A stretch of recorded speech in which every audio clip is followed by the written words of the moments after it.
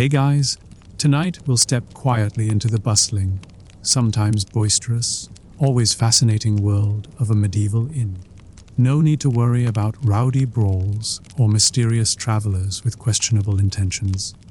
Tonight, we're here for the gentle rhythms, the small joys, and the curious details of daily life in a place where strangers become friends and every corner holds a story. Let's begin at dawn, as the first pale light slips through the shutters and the inn stirs to life. The air is cool and fresh, carrying the scent of dew, damp hay from the stables and the faint, earthy tang of last night's spilled ale. Somewhere in the distance, a rooster crows with the self-importance of someone who's never been told to use an inside voice. The inn's resident cat, a dignified creature with a patchwork coat and a talent for finding the warmest spot in any room, stretches luxuriously by the dying embers of the hearth. The innkeeper is already awake, bustling about with the quiet efficiency of someone who knows that breakfast doesn't cook itself. She moves through the kitchen, her hands deftly kneading dough for the morning's bread, her mind already ticking through the day's tasks. The fire is coaxed back to life, and soon the room is filled with the comforting crackle of flames and the first, irresistible waft of baking loaves. If you've ever woken to the smell of fresh bread, you'll know it's the medieval equivalent of a 5-star wake-up call. In the common room, the tables are wiped down, the benches straightened, and the floor swept clean of last night's crumbs and the occasional mysterious object. Half a playing card, a lost button, or, once, a single muddy boot that no one ever claimed. The inn's maid, a cheerful soul with a quick wit and a quicker broom, hums as she works, pausing now and then to peer out the window at the quiet street beyond.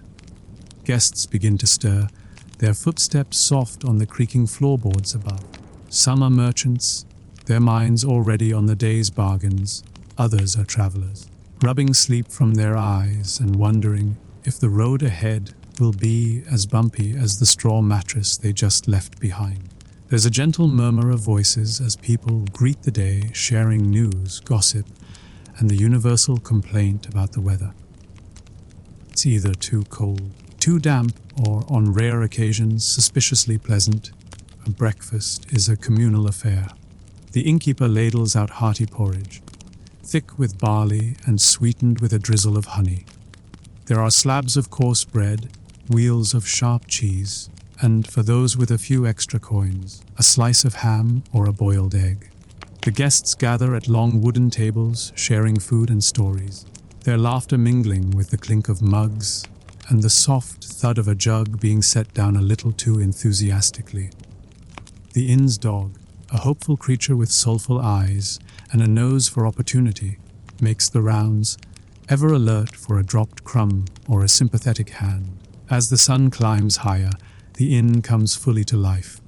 The stable boy leads horses out to be watered, his boots squelching in the muddy yard. The blacksmith from next door stops in for a mug of ale and a bit of news, his hands still stained with soot.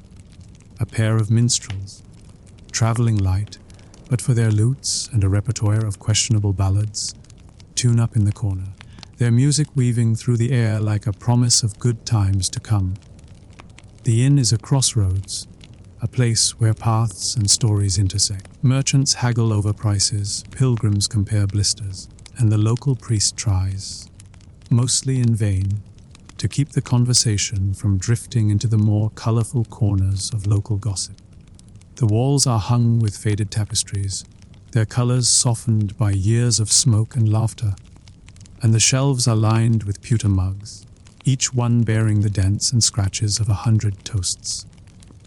There are oddities, too, that make the inn unique. A wooden sign above the door, carved with a faded image of a boar and a tankard, swings gently in the breeze.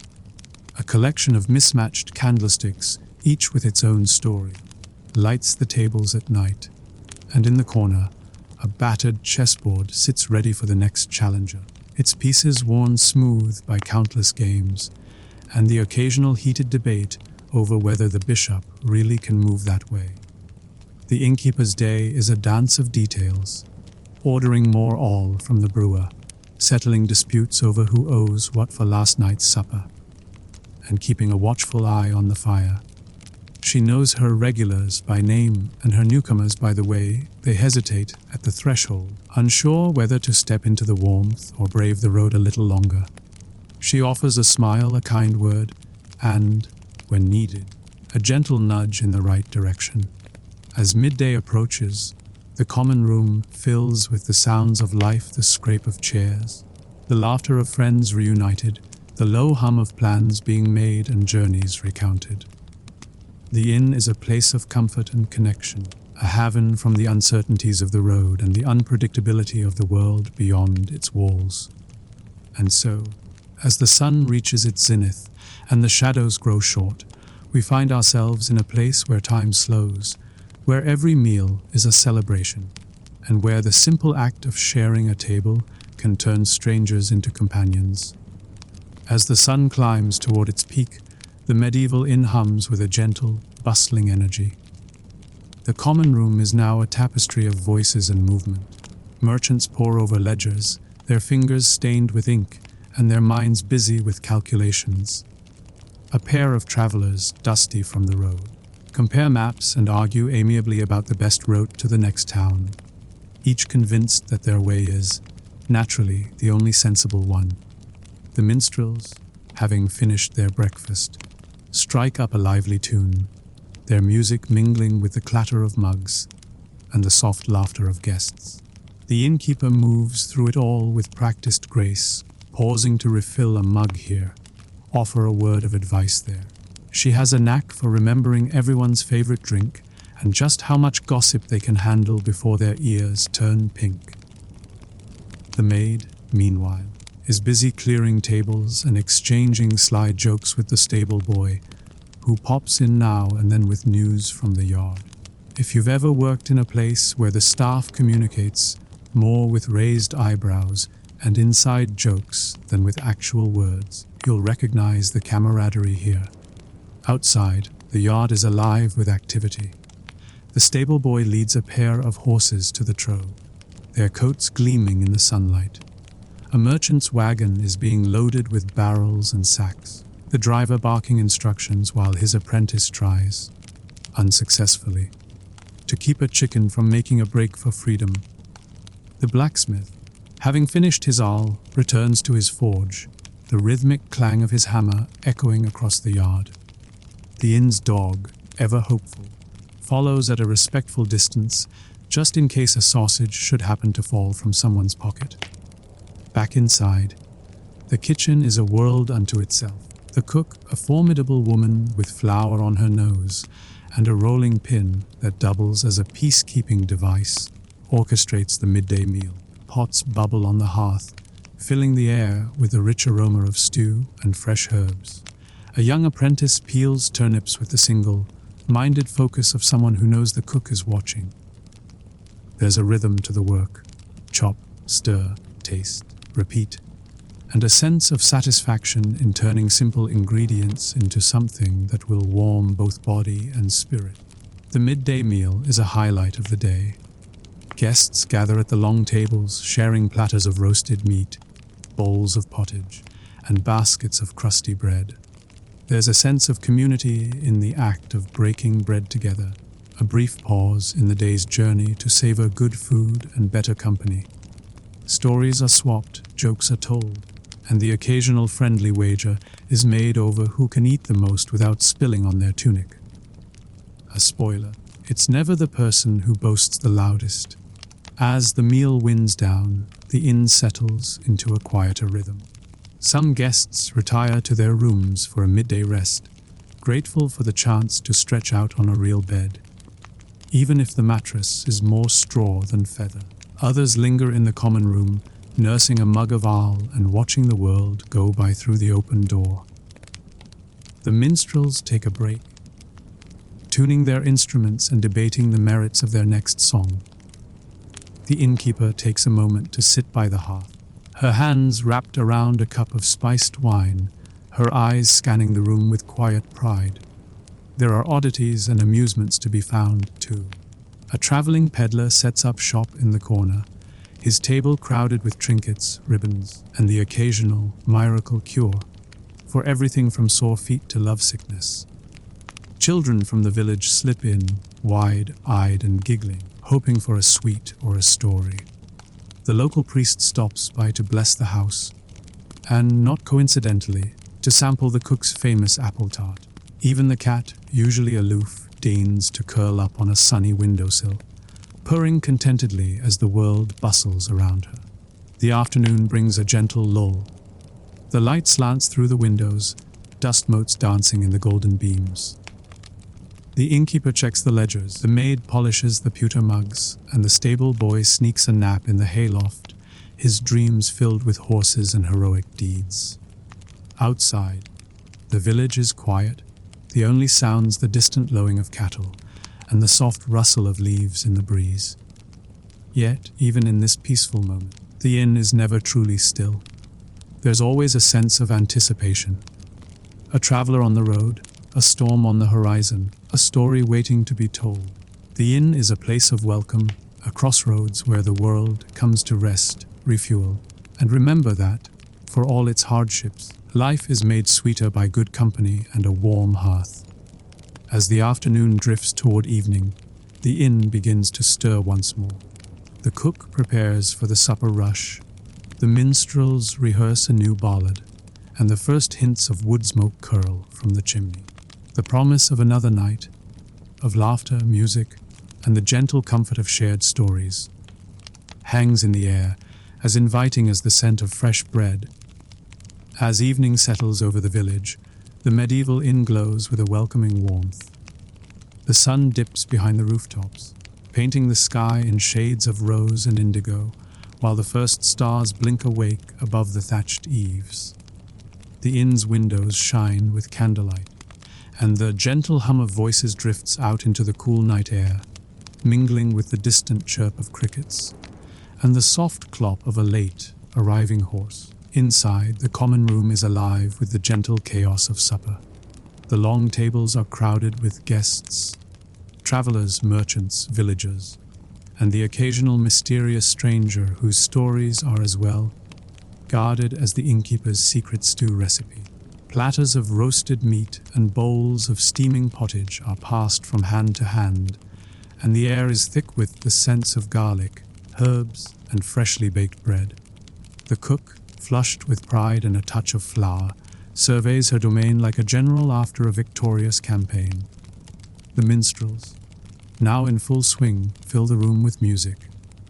Their melodies are lively, their lyrics just cheeky enough to make the priest blush and the maid giggle. A few brave souls join in with clapping or a chorus, and even the inn's dog, tail thumping, seems to keep time with the beat. The chessboard in the corner hosts a rematch between two regulars, their rivalry as friendly as it is fierce. The cat, unimpressed by the commotion, curls up on a bench, one eye half open in case a bit of fish should come her way. As the night deepens, the inn becomes a tapestry of stories. A merchant boasts of distant cities and rare spices, his tales growing taller with each refill of his mug. A weary pilgrim shares news from the road, describing shrines and miracles, and perhaps a few blisters for good measure. The local blacksmith, never one to miss a chance for a good audience, recounts the time he shod a horse that kicked like the devil and sang like a lark. The laughter is easy, the camaraderie genuine, and the worries of the world seem to fade with every shared story. There are quieter moments too. In a shadowed corner, a young couple sits close, whispering dreams of the future. An old woman, her hands busy with knitting, listens to the music and remembers her own days of travel and adventure. The innkeeper, moving from table to table, offers a kind word here, a gentle tease there, and always keeps a watchful eye on the mood of the room. She knows when to pour another round and when to gently suggest that perhaps it's time for bed. Upstairs, the rooms are simple but welcoming. Beds are piled with straw mattresses and thick woolen blankets, and the air is scented with lavender and the faint tang of wood smoke. Guests settle in for the night, some reading by candlelight, others already drifting into dreams. The walls, if they could talk, would tell tales of secret meetings, midnight confessions, and the occasional sleepwalker who mistook the hallway for the privy. Downstairs, the last of the guests linger by the hearth, nursing mugs of spiced wine and watching the flames dance. The minstrels pack away their instruments. The cook wipes down the last table, and the maid sweeps the floor with a final, satisfied sigh. The innkeeper locks the door, checks the shutters, and pauses for a moment to savor the quiet, the gentle, golden hush that comes at the end of a long, full day. Outside, the village is peaceful. The moon rises over the fields, and the only sounds are the soft rustle of leaves and the distant hoot of an owl.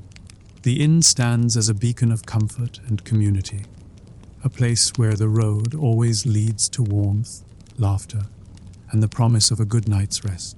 And so, a day in the life of a medieval inn comes to a gentle close, not with a grand adventure or a dramatic twist, but with the simple, enduring magic of shared meals, shared stories, and the quiet certainty that, come morning, the hearth will be warm, the bread will be fresh, and the world will be waiting just outside the door. Moving on to the strange and terrible history of medieval medicine, we'll wander the shadowy corridors and sunlit courtyards of medieval medicine. A world of hope, superstition, and, let's be honest, more leeches than anyone ever really needed. Let's begin at dawn, as the first pale light slips through the narrow windows of a bustling medieval town. The streets are still quiet, the air cool and fresh, carrying the faint aroma of baking bread, and the sharper tang of herbs from the apothecary's shop. In the distance, a rooster crows, blissfully unaware that he's about to be recommended as a cure for just about everything from headaches to heartbreak. The town is waking, and so too are its healers. Physicians, barber-surgeons, wise women, and monks, each with their own ideas about what ails the body and, more importantly, how to fix it. Our first stop is the home of a well-to-do merchant, where a physician is making his morning rounds. He arrives in a swirl of robes, his belt heavy with pouches of dried herbs, vials of colored powders, and a rather intimidating brass urine flask. Diagnosis, you see, often begins with a careful inspection of the patient's urine, its color, its smell, and, for the truly dedicated, its taste. Yes, you heard that right. Medieval medicine was not for the faint of heart, or the sensitive of palate. The physician consults his well-thumbed copy of Galen, the ancient Roman authority whose word is law, even if he's been dead for over 1,000 years. If you've ever had a doctor Google your symptoms during an appointment, you'll appreciate the medieval version of consulting the literature. The patient, a merchant with a persistent cough, is subjected to a barrage of questions. What did you eat? How did you sleep? Have you been exposed to any suspicious miasmas lately? The physician nods sagely, prescribes a syrup of honey and violets, and recommends a change of air, preferably somewhere with fewer rats. He also suggests a bloodletting, just to be safe. After all, if you're not at least a pint lighter by the end of your visit, is it really medicine? Meanwhile, in the bustling market square, the barber-surgeon is setting up shop. His tools gleam in the morning sun. Knives, saws, and a collection of forceps that look suspiciously like they were borrowed from the local blacksmith. The barber-surgeon is a jack of all trades. He'll cut your hair, pull your teeth, set your bones, and, if you're feeling particularly adventurous, perform a quick amputation. The red and white striped pole outside his door is both an advertisement and a warning. Come for a shave, stay for the bloodletting. It's a one-stop shop for all your grooming and minor surgery needs. If you've ever had a haircut that felt a little too close for comfort, spare a thought for the medieval customer. Not all healers are so official. In a quiet alley, a wise woman tends to her garden of herbs, sage, lavender, rue, and the ever-popular mandrake, whose roots are said to scream when pulled from the earth. She brews potions and poultices, her knowledge passed down through generations. Her remedies are a blend of observation, tradition, and a dash of superstition. She's trusted by her neighbors, though the local priest keeps a wary eye on her, just in case her cures start to look a little too miraculous. After all, in the medieval world, the line between healer and witch is as thin as a strand of spider silk. The local monastery is another center of healing. The monks tend to the sick in a small infirmary, their days filled with prayer, study, and the careful preparation of herbal remedies. Their gardens are a riot of color and scent, filled with plants both familiar and exotic. The monks copy ancient texts by candlelight, preserving the wisdom of Hippocrates and Avicenna, and occasionally adding their own notes in the margins. May cause excessive flatulence. Use with caution. The monastery is a place of quiet order, where the sick are cared for with compassion, if not always with great success. Medieval medicine is a curious blend of science, superstition, and sheer guesswork. The four humors, blood, phlegm, black bile, and yellow bile, are believed to govern health and temperament. Too much or too little of any one, and you're in for a world of trouble. Treatments range from the sensible ephemeral rest, fresh air, a change of diet, to the spectacularly misguided trepanning, or drilling a hole in the skull to let out evil spirits. Leeches are a popular choice, as are cupping, purging, and the occasional application of a live chicken to the armpit. Don't try this at home, yet. For all its strangeness, medieval medicine is not without its moments of wisdom and kindness. Healers listen to their patients, offer comfort, and do their best with the tools and knowledge they have. There's a sense of community in the care of the sick, a recognition that in a world of uncertainty, a gentle hand and a kind word can be as powerful as any potion.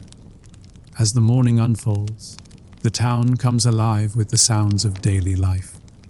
The apothecary grinds herbs in his mortar, the barber surgeon sharpens his knives, and the wise woman gathers dew from her garden, convinced it's the secret to her best remedies.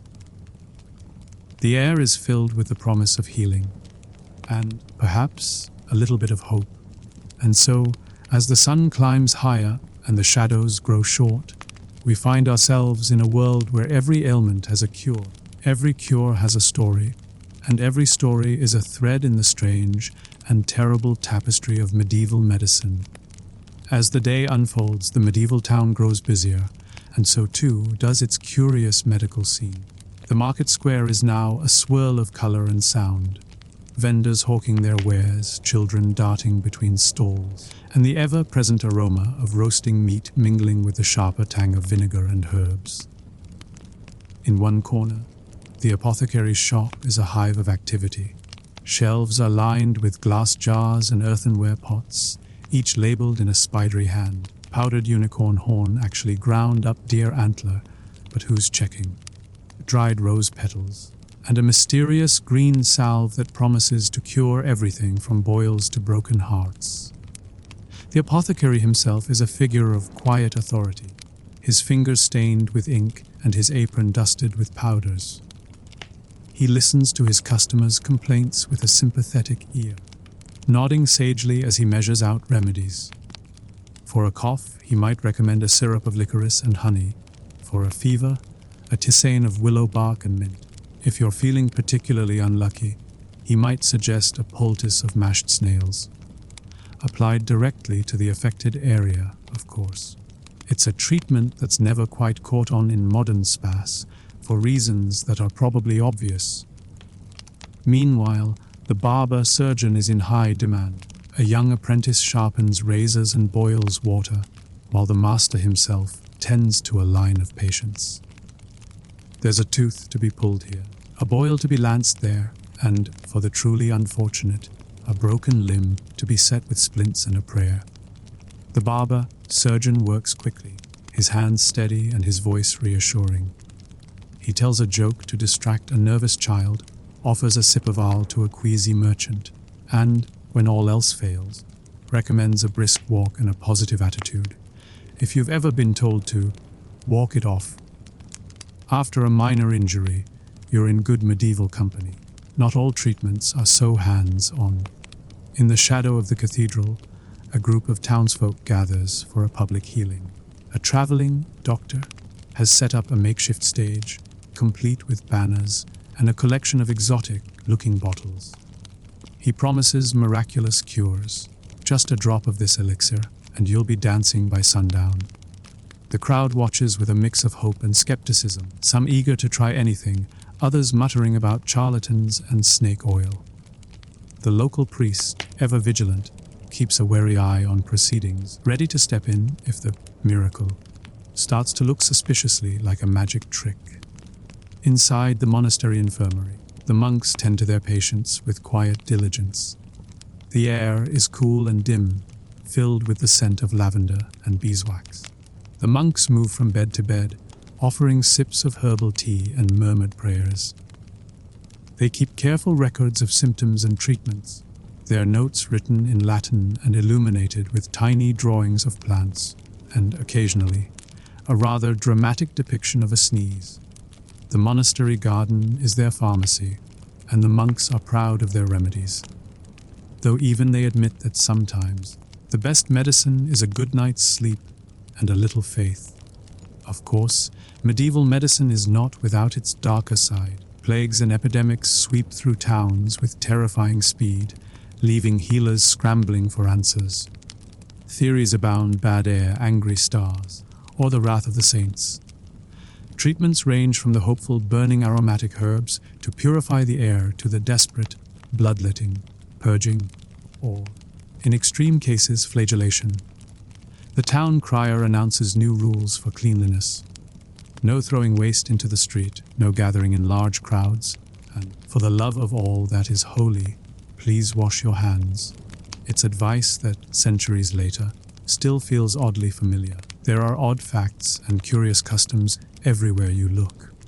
Some healers swear by the power of astrology, casting horoscopes to determine the best time for surgery or the right moment to take a potion. Others rely on charms and amulets, tiny bags of herbs, bits of bone, or even a scrap of parchment inscribed with a prayer. The wise woman in her garden might recommend a poultice of mashed onions for a cough, while the apothecary insists on a syrup of poppy and honey.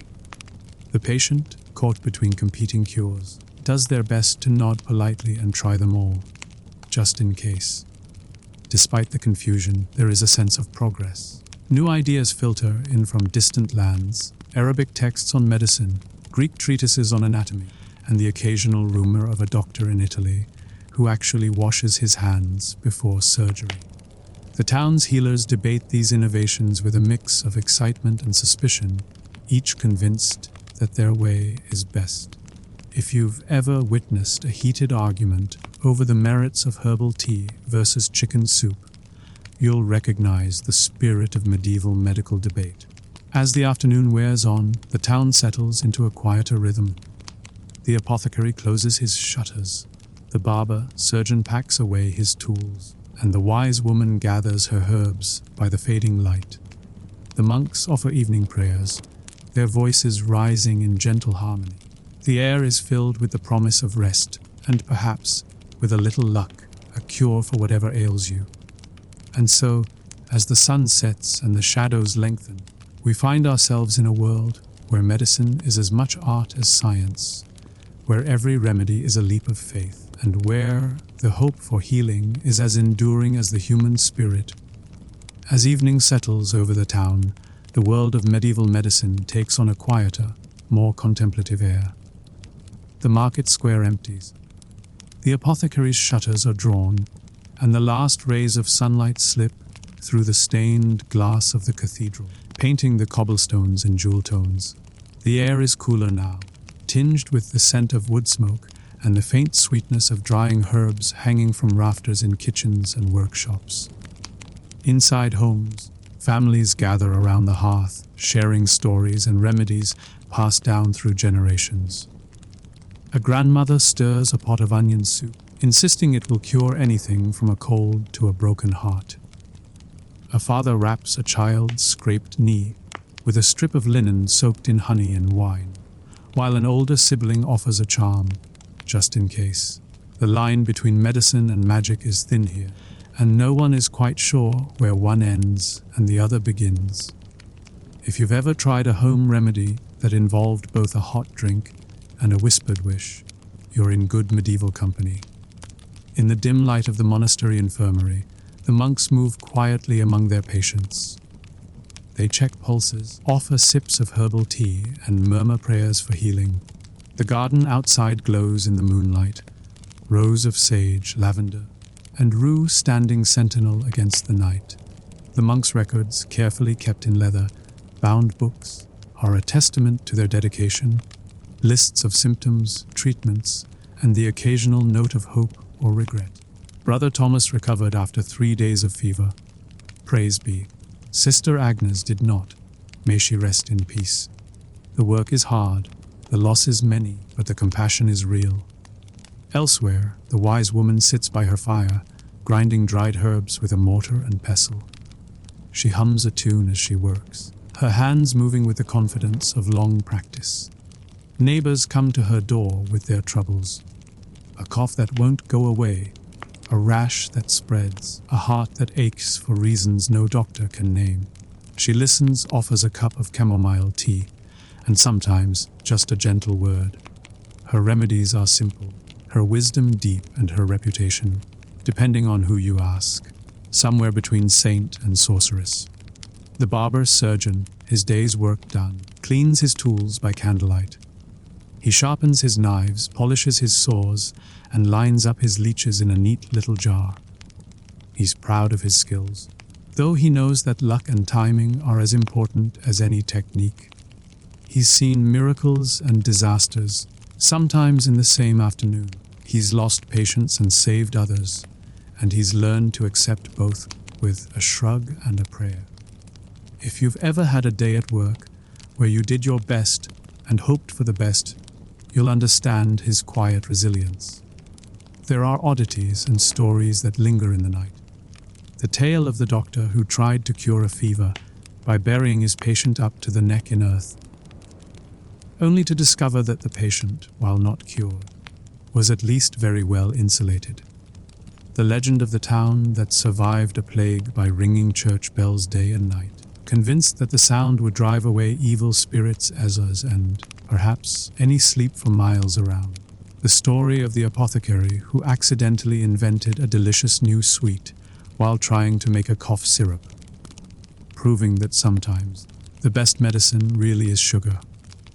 Despite the strangeness, there is a thread of hope that runs through it all. Medieval medicine, for all its flaws, was rooted in a desire to heal, to comfort, to make sense of a world that was often unpredictable and frightening. Healers did their best with what they had, and patients placed their trust in hands both skilled and kind. There was a sense of community in sickness and in health, a recognition that, in the end, everyone was in it together. As the night deepens, the town grows quiet.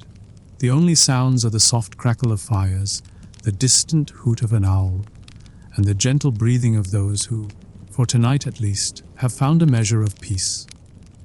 The stars wheel overhead, ancient and unchanging, their light falling softly on the rooftops and gardens below.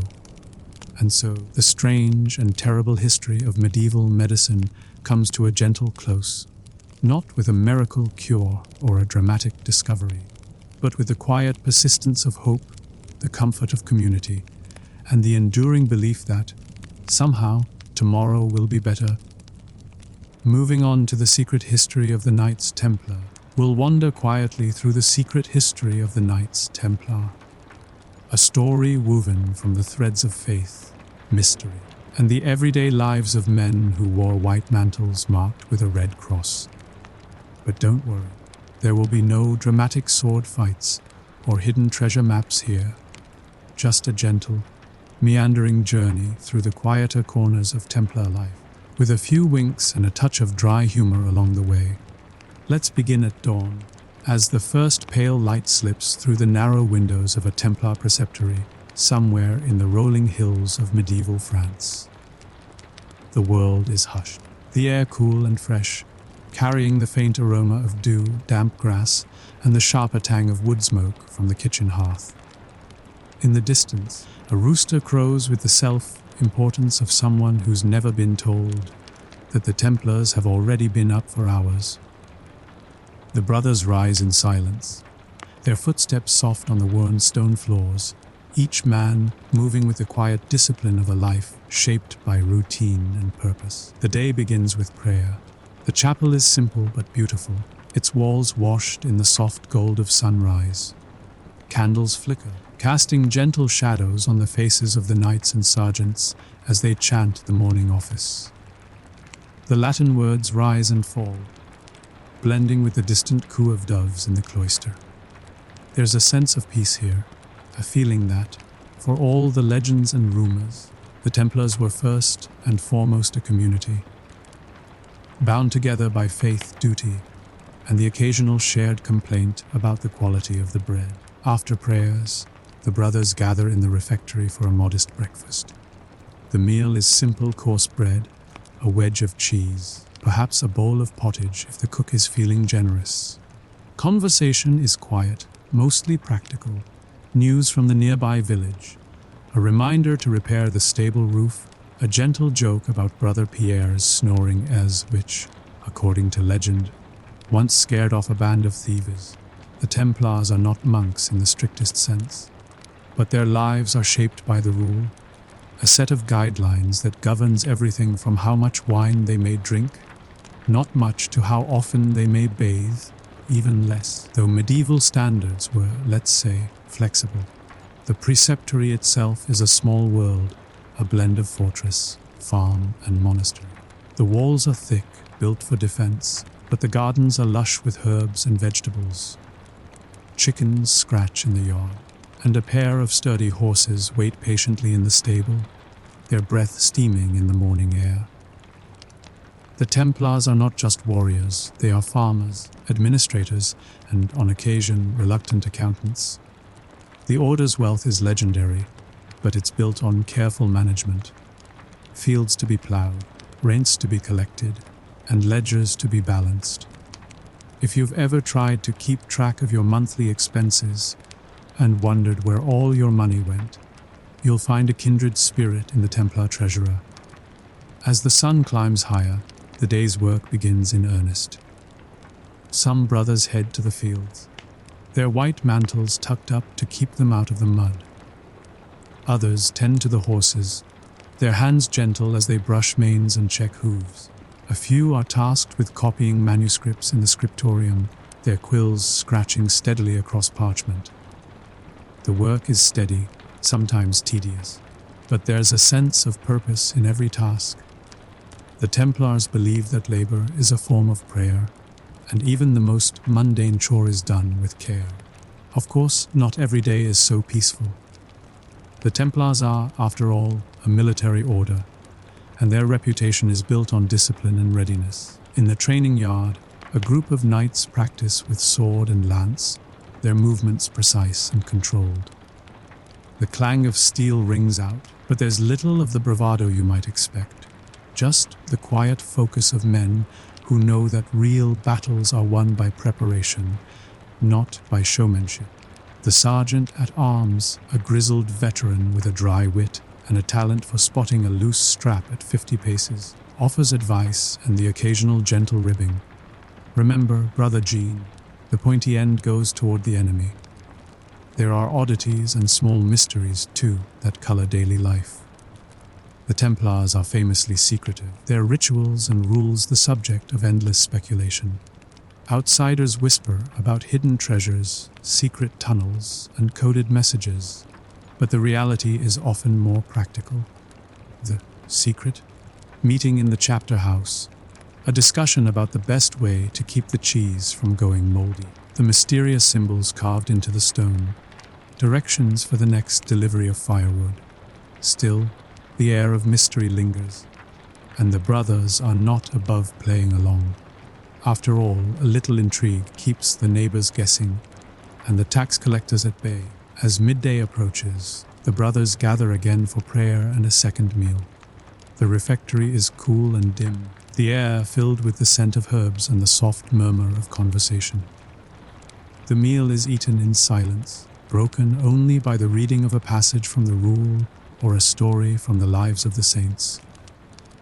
There's a sense of community here, a feeling that, for all their martial reputation, the Templars are bound together by something deeper than swords and shields. And so, as the sun reaches its zenith and the shadows grow short, we find ourselves in a world where faith and discipline shape every moment, where the secrets are often more ordinary than the legends suggest, and where the quiet routines of daily life are the true heart of the Knights Templar. As the afternoon sun slants through the narrow windows, the Templar preceptory settles into a gentle rhythm. The heat of the day brings a hush to the stone corridors, and the scent of rosemary and thyme drifts in from the kitchen garden. In the scriptorium, a few brothers continue their work, copying texts with careful hands. The scratch of quill on parchment is a soothing counterpoint to the distant clatter of hooves in the yard. Occasionally, a scribe pauses to stretch cramped fingers or to brush a stray crumb from the page. Evidence, perhaps, of a secret snack smuggled in from the kitchens. Even the most disciplined Templar is not immune to the lure of a honey cake. Elsewhere, the preceptory is alive with the quiet industry of daily life. In the armory, a pair of knights polish their mail, the metal gleaming in the dappled light. They trade stories as they work, tales of distant campaigns, of narrow escapes, and, inevitably, of the time Brother Guillaume tried to ride a mule into the chapel. Though the mule, it turns out, was not impressed by the rule of the order. The sergeant at arms inspects the weapons, his eye sharp for any sign of rust or neglect.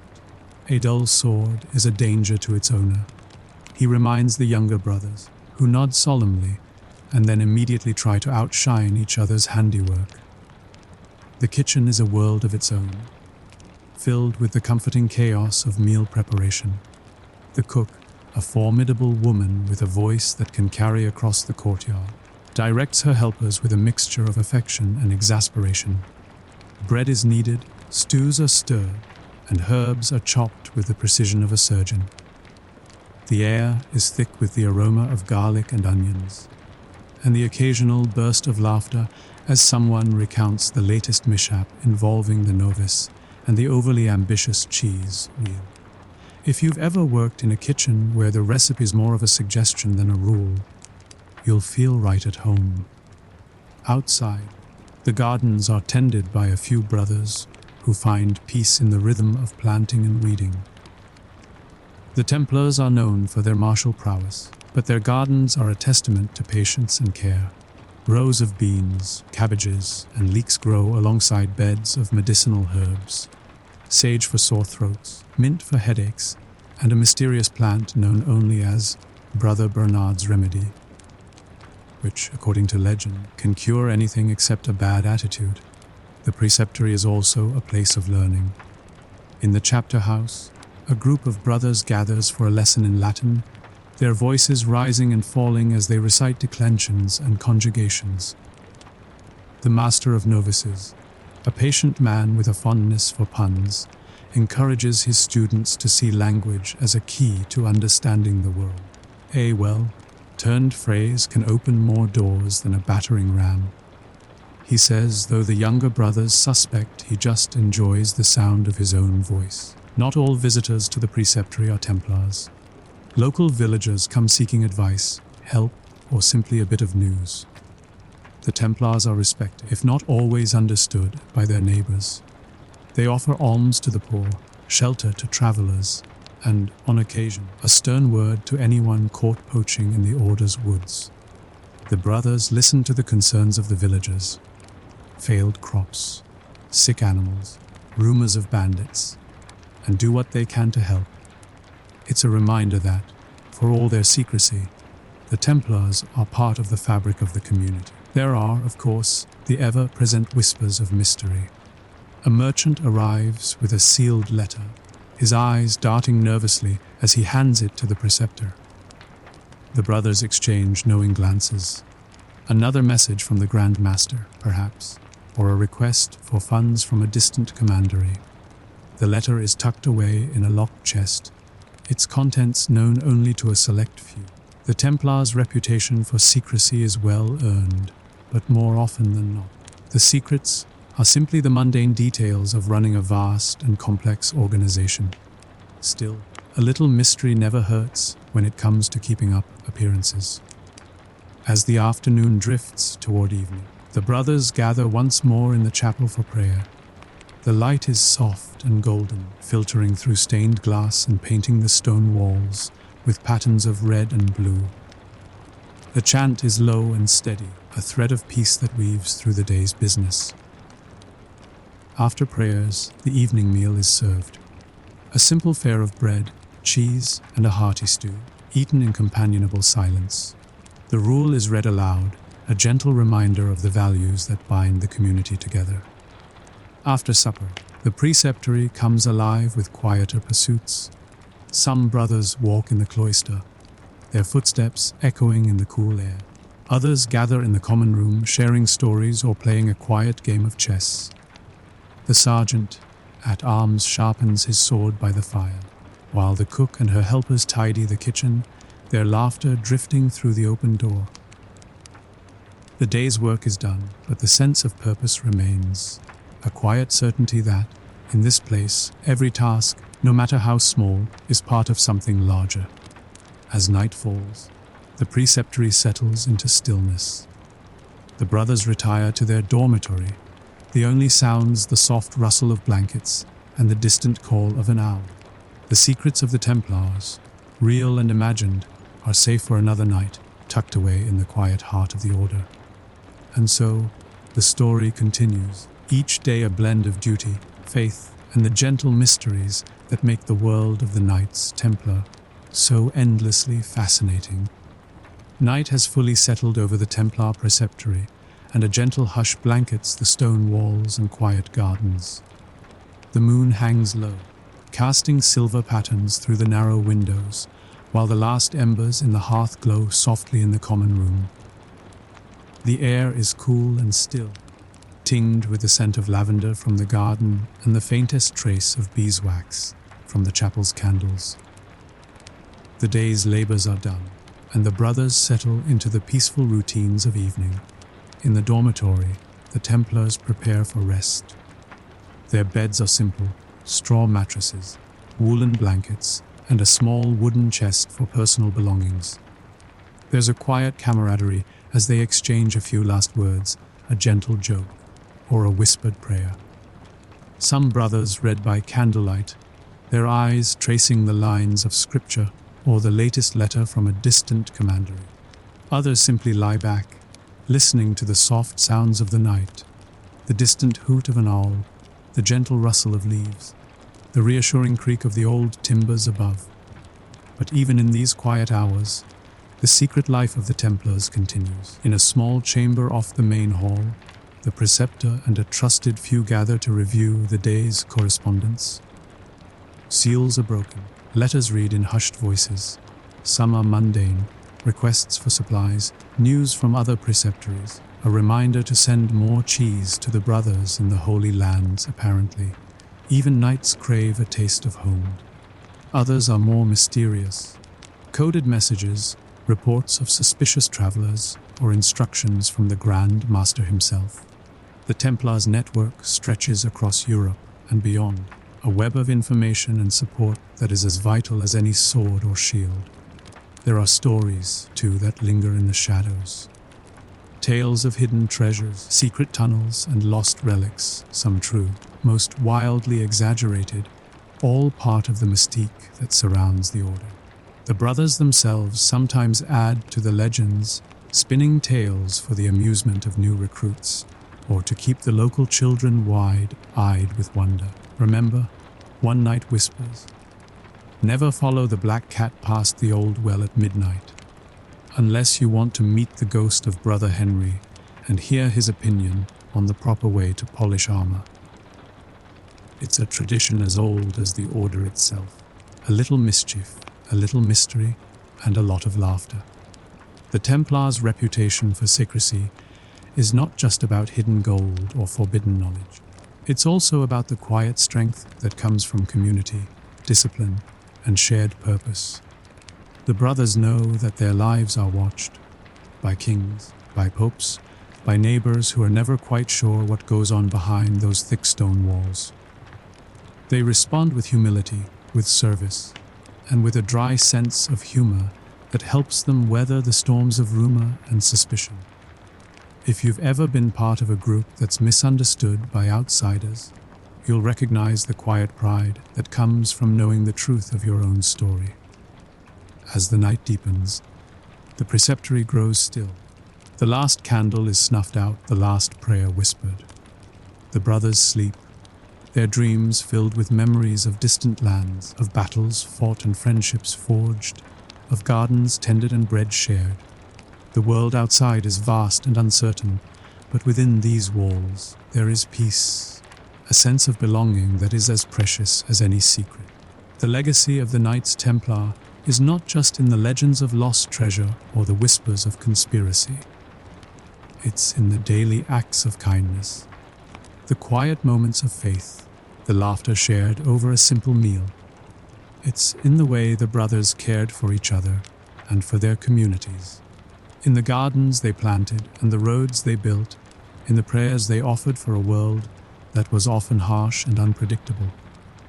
And so, the secret history of the Knights Templar comes to rest, not in a hidden vault or a coded manuscript, but in the gentle routines of daily life, the bonds of brotherhood, and the enduring hope that, even in the darkest night, there is light to be found. Moving on to a life as a scribe in an ancient Egyptian temple, we'll slip quietly into the heart of ancient Egypt, not as a pharaoh or a priest, but as a scribe, one of the quiet architects of civilization, whose ink-stained hands and sharp eyes help shape the stories of gods and kings. No need to worry about curses or crocodiles here, just a gentle, meandering journey through the daily rhythms, small joys, and curious details of temple life, with a few winks and a touch of dry humor along the way. Let's begin at dawn, as the first golden light spills over the city of Thebes. The temple complex is just waking, its massive pylons casting long shadows across the courtyard. The air is cool and fresh, carrying the aroma of damp earth incense and the faint sweetness of date bread baking somewhere nearby. In the distance, the Nile flows slow and steady, its banks alive with the calls of fishermen and the lowing of cattle. The world is both ancient and familiar, a place where daily life unfolds in rhythms shaped by the river, the sun, and the ever-watchful eyes of the gods. Our scribe, let's call him Mena, a name as old as the stones, rises from his mat in a small, tidy room tucked within the temple's outer walls. The room is simple but comfortable: a low bed, a reed mat, a battered wooden chest, and a shelf lined with papyrus scrolls and ink pots. Mena stretches, feeling the cool stone beneath his feet, and listens to the soft sounds of the temple waking up, the distant chant of priests, the clatter of servants preparing the morning meal, and the gentle cooing of doves in the rafters. If you've ever woken up in a house full of early risers, you'll know the feeling. Except here, the neighbors are more likely to be reciting hymns than arguing over the last piece of toast. Breakfast is a quiet affair. Mena joins a few fellow scribes in a shaded corner of the courtyard, where they share bowls of porridge, figs, and a cup of sweet beer. The conversation is low and easy. News from the city, a joke about the high priest's new sandals, rumor has it they squeak, and the usual grumbling about the quality of the ink. Too thin, says one scribe, swirling his pot. Too thick, says another, poking at a dried up lump. Mena just smiles and dips his reed pen, knowing that, in the end, it's not the ink but the hand that matters. The day's work begins in the scriptorium, a cool, dim room lined with shelves of papyrus and jars of ink in every imaginable shade. Sunlight filters through high windows, illuminating dust motes that dance in the air. The walls are painted with scenes of scribes at work, some serious, some with a sly wink, as if to remind everyone that even the most dignified profession has its moments of mischief.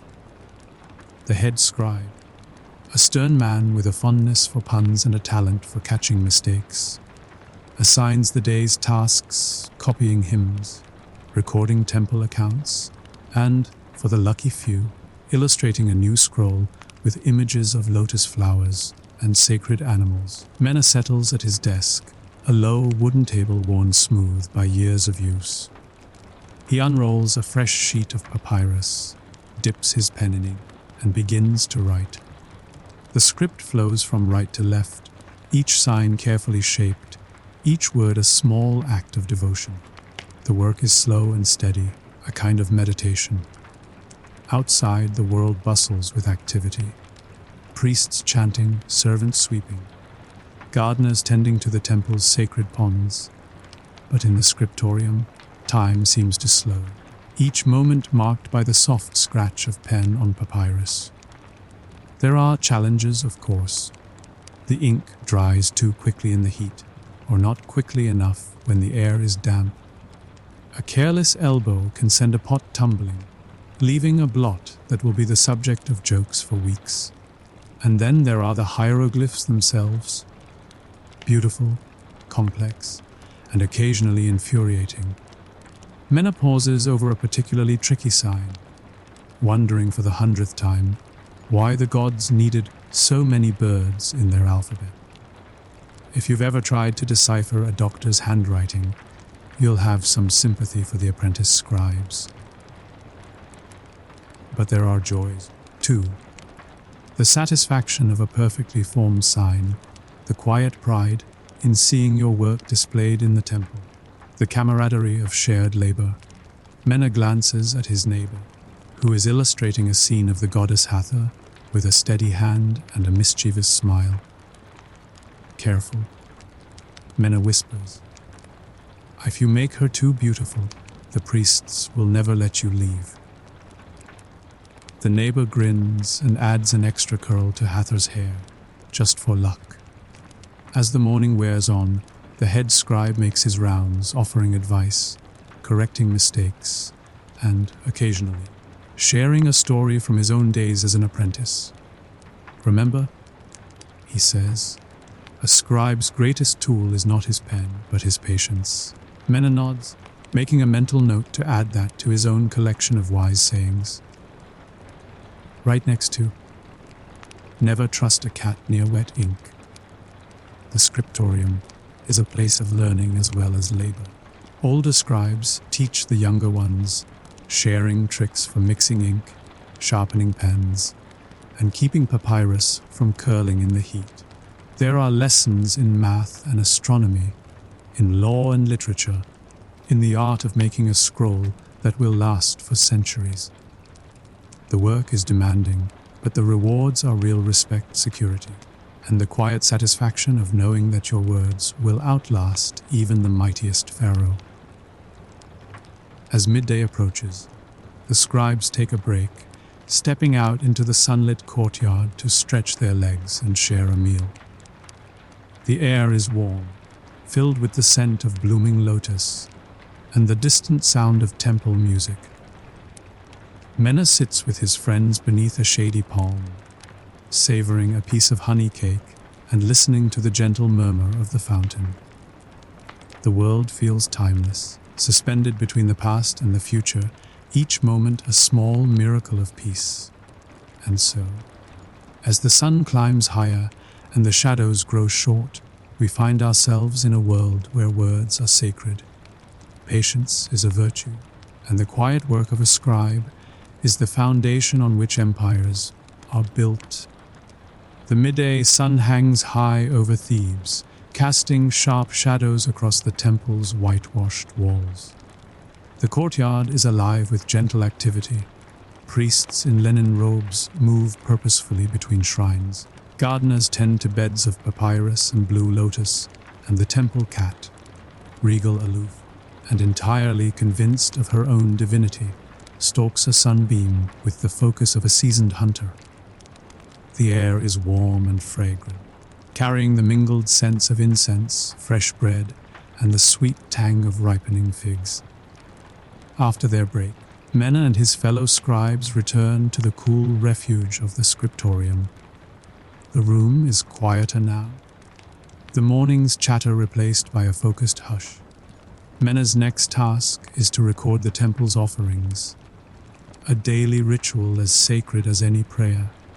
He carefully lists the loaves of bread, jars of beer, baskets of fruit, and cuts of meat brought by the priests. Each item is tallied with a precise mark, every number double-checked. If you've ever tried to keep track of a potluck dinner, you'll appreciate the challenge. Though in Mena's case, the gods are the guests, and they're notoriously particular about their portions. The scribe's work is not just about numbers and lists. They are the keepers of stories, the guardians of memory. Mena is sometimes called upon to record the deeds of the pharaoh, the victories of generals, or the dreams of priests.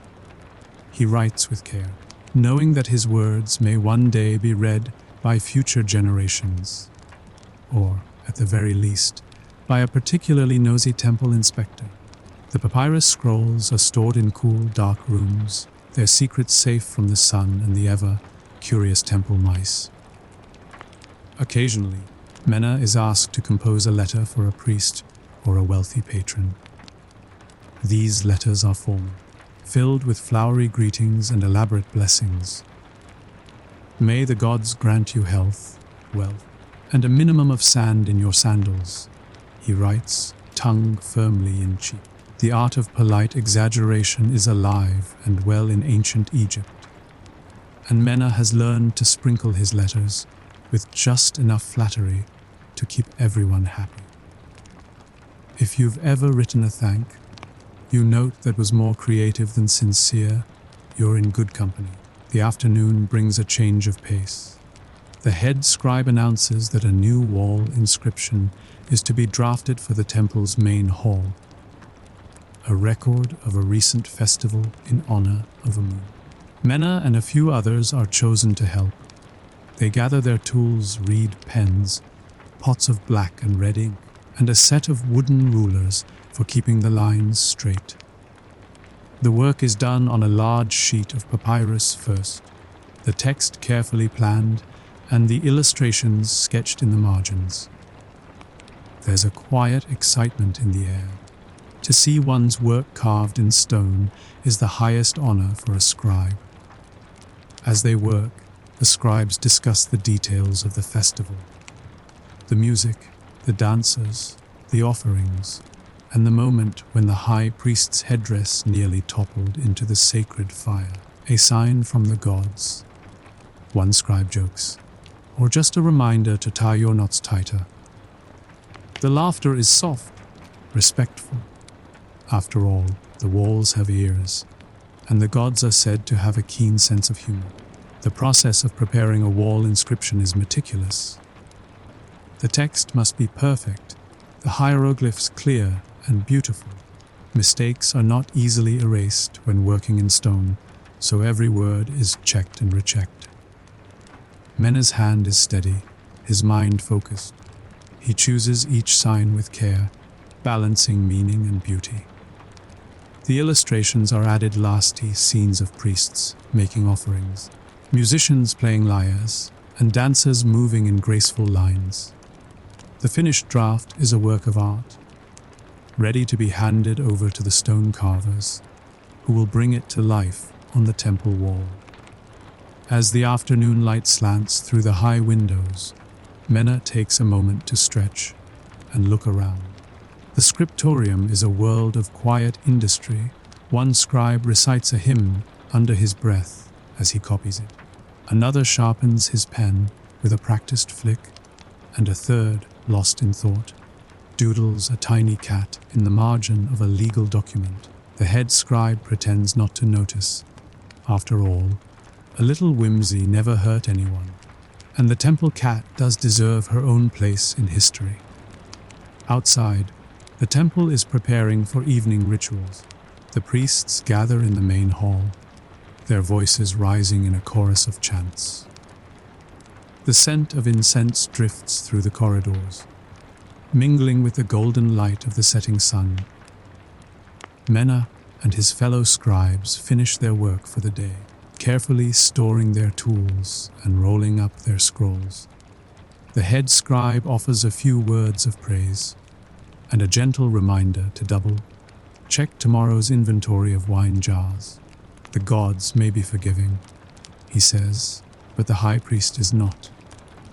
As the sun dips below the horizon, the temple glows with the soft light of oil lamps. Mena joins his friends in the courtyard, where the air is cool and the stars begin to appear. They share a simple meal, bread, cheese, and a handful of dates, while the city of Thebes settles into the gentle hush of evening. The day's work is done, but the stories linger, written in ink and stone, waiting to be read by those who come after. And so, as night falls over the temple, the life of a scribe continues, a quiet blend of duty, artistry, and the small, enduring joys of words well written and stories well kept. As night deepens over Thebes, the temple settles into a gentle hush. The air cools, carrying the scent of night, blooming jasmine, and the faint, sweet smoke of incense drifting from the sanctuary. The great pylons cast long shadows across the courtyard, and the only sounds are the distant croak of frogs along the Nile and the soft murmur of priests reciting prayers to the stars.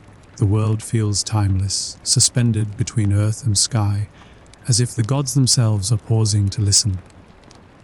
Mena, our scribe, lingers in the scriptorium, tidying his desk by the light of a flickering oil lamp. The day's work is done, but he takes a moment to review the scrolls he's copied, running his fingers over the smooth papyrus and admiring the neat rows of hieroglyphs.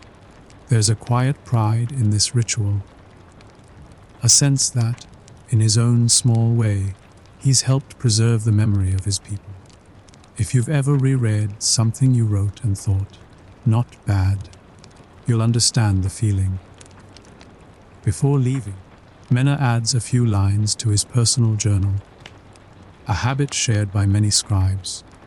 He writes about the day's tasks, the jokes traded with friends, and the small triumph of finally mastering a particularly tricky sign for prosperity. He sketches a quick drawing of the temple cat, curled up on a pile of scrolls, and makes a note to ask the head scribe about a new kind of ink rumored to be arriving from the Delta. The journal is a private space, a place for dreams and questions, for the little details that never make it onto the official records. Outside, the temple is bathed in moonlight. The priests move in silent procession, carrying offerings to the inner sanctum. The scent of frankincense and myrrh drifts on the breeze, mingling with the earthy aroma of the riverbank.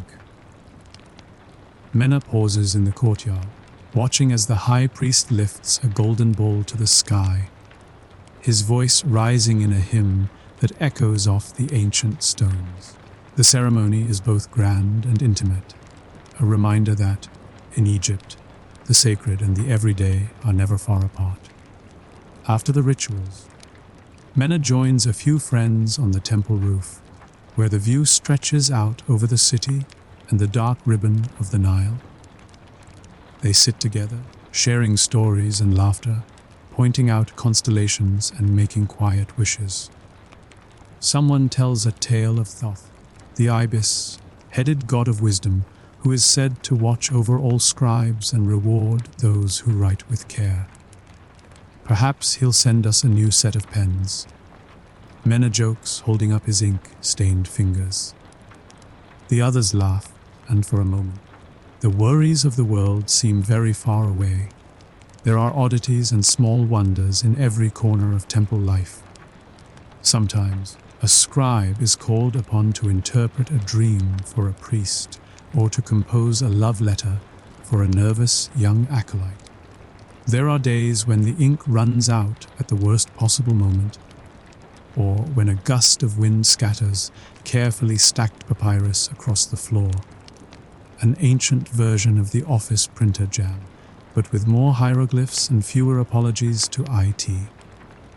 And there are moments of quiet joy, the first taste of fresh dates in the spring, the cool relief of a breeze through the scriptorium, the satisfaction of a story well told. The scribes are a diverse group, men and women, young and old, from families of farmers, artisans, and priests. Some dream of rising to the rank of chief scribe. Others are content to spend their days copying hymns and keeping accounts. All share a love of words, a respect for tradition, and a sense of belonging to something greater than themselves. In a world where pharaohs rise and fall, where dynasties change and temples crumble, the work of the scribe endures, quiet, steady, and essential. As the night grows late, Mena returns to his small room, where the air is cool and the city is silent. He lies on his mat, listening to the distant sounds of the temple and the gentle lapping of the Nile.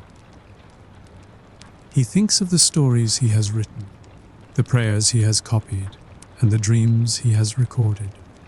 He wonders what tomorrow will bring. A new festival, a new inscription, perhaps a new joke about the high priest's sandals. And so, the life of a scribe in an ancient Egyptian temple comes to a gentle close. Not with grand proclamations or dramatic endings, but with the quiet satisfaction of a day well spent, a story well told, and the comforting certainty that, in the end, every word matters. Moving on, let's begin, not in a grand castle or a bustling market, but in the soft hush of early morning. The city is still, wrapped in a gentle mist, the rooftops glistening with dew. Somewhere a rooster crows, because, of course, even in the Middle Ages, there's always someone eager to start the day a little too early. The first light of dawn creeps through narrow windows, illuminating the winding streets and the crooked signs that hang above every shop, a golden loaf for the bakers, a painted boot for the cobblers, a pair of crossed keys for the locksmiths. Inside a modest home above a workshop, a family stirs. The air is thick with the scent of yeast and wood smoke, mingling with the faint tang of leather and ink. The floorboards creak as apprentices tiptoe downstairs, careful not to wake the master too soon. In the kitchen, a pot of porridge bubbles over the fire, and a loaf of yesterday's bread waits to be sliced. Breakfast is simple, no avocado toast here, just hearty fare to fuel a long day of labor. As the city wakes, the sounds of daily life begin to rise. The clang of a blacksmith's hammer, the rhythmic thump of a weaver's loom, the cheerful chatter of vendors setting up their stalls. Each sound is a note in the symphony of the guilds, a world where every trade has its own rhythm, its own rituals, and, yes, its own set of rules. If you've ever tried to join a club with a secret handshake, you'll understand the appeal. Guilds were the backbone of medieval cities, shaping everything from the price of bread to the design of cathedral windows. They were part union, part social club, part regulatory agency, and part mutual aid society. If you wanted to bake bread, mend shoes, or craft candles, you needed to belong to the right guild. Otherwise, you might find your shop mysteriously out of flour, or your best customer suddenly lured away by a rival. Medieval business was not for the faint of heart. Let's pause for a moment to appreciate the sheer variety of guilds. There were guilds for bakers, butchers, brewers, and blacksmiths, for goldsmiths, glaziers, and glove makers, for weavers, wainwrights, and even water carriers.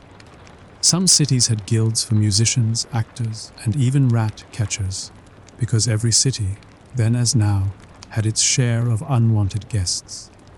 If you've ever wondered who kept the medieval streets free of rodents, now you know it was the proud, if slightly underappreciated, guild of rat catchers. Joining a guild was no simple matter. You started as an apprentice, usually around the age of 12, learning the trade from the ground up. Apprenticeship was a mix of hard work, long hours, and the occasional practical joke at your expense. If you survived and didn't accidentally set the workshop on fire, you could become a journeyman, traveling from town to town, perfecting your craft only after years of toil and the successful creation of a masterpiece. Could you hope to become a master yourself, with your own shop, your own apprentices, and, most importantly, your own seat at the guild table?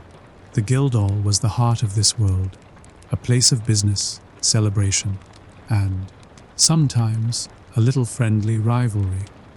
Picture a timbered hall filled with the scent of beeswax and ale. The walls hung with banners, and the tables crowded with craftsmen in their best tunics. Here, deals were struck, disputes settled, and secrets shared. The Guildhall was also the scene of feasts, dances, and the occasional heated debate over the proper way to bake a loaf or sharpen a blade.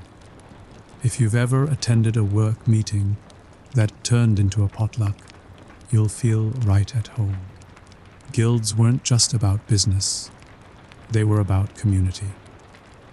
Members supported each other in times of illness, celebrated together at weddings and festivals, and cared for the widows and orphans of their fellows. There were strict rules about quality, pricing and fair dealing, and woe betide the craftsmen who tried to cut corners. Inspectors, known as wardens, roamed the city, checking weights, measures, and workmanship. If your bread was too light or your awl too weak, you might find yourself in the stocks, or, worse, the subject of a very pointed song at the next guild feast. Let's not forget the underrepresented voices in this world. Women, though often excluded from formal membership, played a vital role in many trades, spinning, weaving, brewing, and even running shops in their own right. In some cities, there were women's guilds, and in others, widows could inherit their husbands' businesses and guild privileges. The world of the guilds was more inclusive and more complex than the old stories suggest. As the morning unfolds, the city hums with possibility. Apprentices sweep the streets, masters open their shutters, and the first customers of the day wander in, drawn by the promise of fresh bread, new shoes, or a well-mended cloak. The air is alive with the scent of opportunity, and, depending on the trade, a hint of something less pleasant. As the city clock tolls noon, the guild halls are bustling. The air is thick with the scent of beeswax, roasted meat, and the faint tang of ink and parchment. Sunlight streams through stained glass, painting the wooden floors with jewel-toned patterns. In the baker's hall, flour dust dances in the air as masters and apprentices knead dough and swap stories. In the goldsmith's quarters, the tap, tap, tap of tiny hammers is punctuated by laughter and the occasional cheerful. That's not just any old ring, that's for the mayor's wife. No pressure, of course. Guilds were more than just professional associations. They were families with all the warmth, squabbles, and inside jokes that come with it. Every guild had its own rituals, some practical, some mysterious, and some just plain odd. Take the initiation ceremonies, for example. New members might be blindfolded, led through a maze of workshops, or asked to recite the secret rules of the trade. In some places, the apprentice's first loaf of bread or first finished shoe was paraded through the streets, cheered severs, or gently mocked by fellow guildsmen. If you've ever had your first attempt at baking critiqued by a roomful of relatives, you'll know the feeling. The guilds also had their own patron saints, whose feast days were celebrated with processions, music, and, inevitably, a little too much ale. The bakers might honor Saint Honoré, the blacksmiths Saint Eligius, and the weavers Saint Maurice. On these days, the city would come alive with banners, bells, and the smell of roasting meat. Guild members would don their finest tunics, march through the streets, and end the day with a feast in the guild hall. It was part religious observance, part team building exercise, and part excuse to show off your best doublet. But beneath the camaraderie, there was competition. Guilds fiercely protected their secrets, recipes, techniques, and even the sources of their raw materials. A master dyer might guard the formula for a particular shade of blue as closely as a dragon guards its hoard. Journeymen who left town were often searched to make sure they weren't smuggling out trade secrets. If you think non-disclosure agreements are a modern invention, think again. Rivalries between guilds could be intense, sometimes erupting into full-blown street brawls. The butchers and the bakers might argue over market stalls, the weavers and the dyers over the best place to hang their cloth. In some cities, the annual festival included a tug of war or a mock battle between rival guilds, ostensibly for fun, but with more than a little real pride on the line. If you've ever seen two office departments compete in a company picnic relay race, you'll recognize the spirit. Let's pause for a moment to peek behind the scenes. The guilds were also centers of power, with their own courts, rules, and even their own jails. Disputes between members were settled internally, often with a mix of stern lectures and creative punishments. A baker who sold underweight loaves might be forced to give away bread for free, while a shoemaker who cut corners could be made to wear his own shoddy shoes for a week. Public shaming was a favorite tool. After all, nothing motivates quality control like the threat of being the punchline at the next guild feast. Odd facts abound in the world of guilds. Did you know that some guilds had their own secret languages or coded handshakes? Or that the Guild of Stonemasons, with their mysterious symbols and rituals, would one day inspire the legends of the Freemasons? In some places, guilds even staged elaborate plays, with members donning costumes and acting out biblical stories or local legends. It was part entertainment, part education, and part a chance to see the town's most serious blacksmith try his hand at playing an angel. Results may have varied. A women's roles in the guilds were complex and often overlooked. While many guilds were officially male, only women worked alongside husbands and fathers, ran shops as widows, and in some trades, like brewing, spinning, and midwifery, formed their own powerful networks. In Paris, the Dames de la Halle controlled the city's food markets, wielding more influence than many a city official. In London, widows could inherit their husbands' guild memberships and run businesses in their own name. The world of the guilds was a patchwork of rules, exceptions, and quiet acts of defiance. As the afternoon wears on, the city's rhythm slows.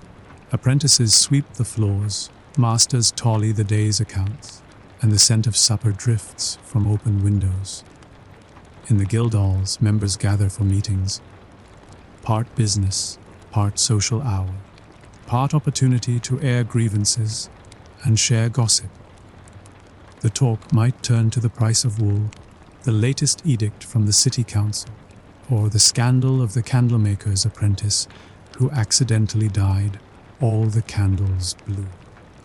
It was a very moody Christmas that year. Let's not forget the charitable side of the guilds. Members contributed to funds for the sick, the poor, and the orphaned. Guilds built hospitals, sponsored schools, and paid for bridges and wells. In times of famine or plague, the guilds were often the first to organize relief, distributing bread, firewood, or even a little extra ale to lift spirits. It was a world where community mattered, and where the bonds of craft and care ran deep. As the sun begins to set, the city glows with the golden light of lanterns and hearths. The guilds, with all their secrets, rivalries, and rituals, have woven themselves into the very fabric of daily life. The streets are quieter now, but behind every shuttered window, the work of the guilds continues, preparing for another day, another feast, another story. As dusk deepens, the city's cobbled streets grow quiet. The last apprentices sweep the shop floors. The final loaves are pulled from the oven, and the guildhalls close their heavy doors. The air is cool, tinged with the scent of wood smoke and the faint sweetness of beeswax candles. In the distance, church bells toll the hour, and families gather around hearths for supper. The day's work is done. But the stories of the guilds are just beginning to settle in for the night. Let's pause for a moment in a candlelit guildhall, where a few masters linger over mugs of ale, sharing tales of the day. The walls are lined with the tools of their trade: hammers, looms, chisels, and brushes, each one a symbol of skill and pride. Here the talk turns to the future, the new apprentices, the changing rules, the rumors of merchants from distant lands bringing strange new goods. There's a sense of both comfort and uncertainty as the world outside the city walls grows ever wider and more complex. The late Middle Ages brought great change to the world of the guilds. Trade routes expanded, new inventions appeared, and the rise of powerful merchant families began to challenge the old order. Some guilds adapted, welcoming new members and new ideas. Others clung to tradition, wary of change. The printing press, for example, was both a marvel and a menace. Suddenly, knowledge could be spread far and wide, and the secrets of the guilds were no longer quite so secret. If you've ever felt a little nervous about a new technology at work, you're in good company. Odd facts and quiet revolutions abound. In some cities, guilds merged or faded away, replaced by merchant companies and early banks. In others, they transformed into charitable societies, focusing on community service rather than strict control of trade. The old rituals lingered: feasts, processions, and the annual election of officers. But the world was changing, and the guilds had to change with it. Let's not forget the people who slipped through the cracks. As cities grew and economies shifted, not everyone found a place in the new order. Some former guild members became independent craftsmen, peddling their wares in the growing markets. Others joined the swelling ranks of laborers, working for wages rather than for pride of craft. The world of the guilds was never perfect, but it offered a sense of belonging, a safety net, and a measure of dignity that many missed when it was gone. Yet, the spirit of the guilds endures. Their legacy can be found in the unions and professional associations of today, in the pride of a well-made loaf or a hand-forged tool, in the quiet satisfaction of a job done right. The guilds taught that work could be more than just a way to survive. It could be a source of meaning, connection, and even a little joy.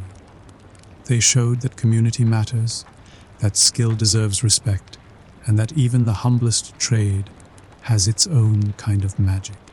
Let's pause for a moment to consider the echoes of the guilds in our own lives. The next time you see a sign for a local bakery, a tailor's shop, or a carpenter's van, remember the centuries of craft and care that came before. The next time you join a club, a team, or a group of colleagues for a shared project, think of the guildhalls where laughter, rivalry, and support wove people together. And the next time you learn a new skill, whether it's baking bread, fixing a bike, or mastering a tricky bit of code, know that you're part of a tradition that stretches back through the ages. As night settles over the city, the last candles are snuffed out, and the guildhalls stand silent, their secrets safe for another day. The world outside is vast and ever changing, but the lessons of the guilds remain: work with pride, care for your community, and never underestimate the power of a well-timed feast